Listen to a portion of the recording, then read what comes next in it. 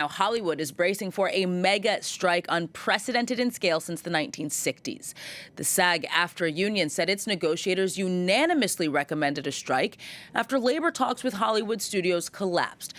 The union's national board will meet later Thursday then to vote on whether or not to pursue industrial action. And if they do decide to do so, the double strike of actors and writers could bring nearly all U.S. film and television productions to a screeching halt. France 24's Los Angeles correspondent Wasim Cornet has more.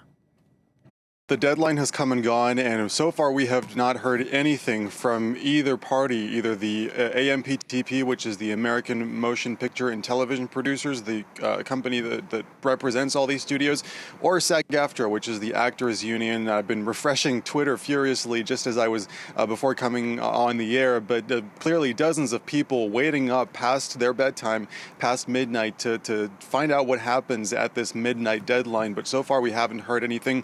There is now potentially some speculation that there won't be a formal announcement made until Thursday morning at the 9 a.m. board meeting, which is something that is scheduled to happen.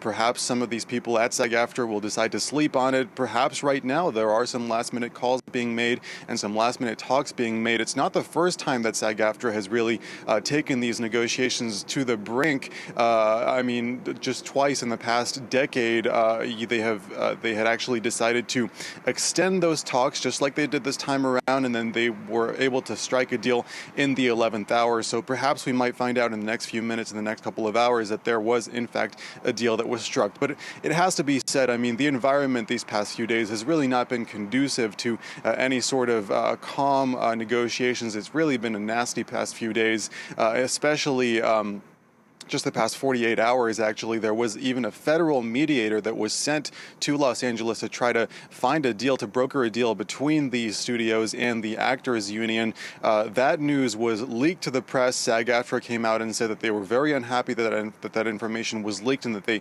actually, again, took that opportunity to remind reporters and everyone else that they would not be extending that contract a second time. But again, just the last bit of information that we heard earlier today was actually a news report that came out in an entertainment media website saying, quoting a senior studio executive, this was talking about the writers' strike, saying that the studio's tactic was actually to let all these writers, and I quote, go broke, lose their apartments, lose their houses, and then will return to the negotiating table in the fall, hopefully with the upper hand. And so, I mean, you just can imagine the reaction of both unions, the writers and the actors, when they heard that bit of information right there.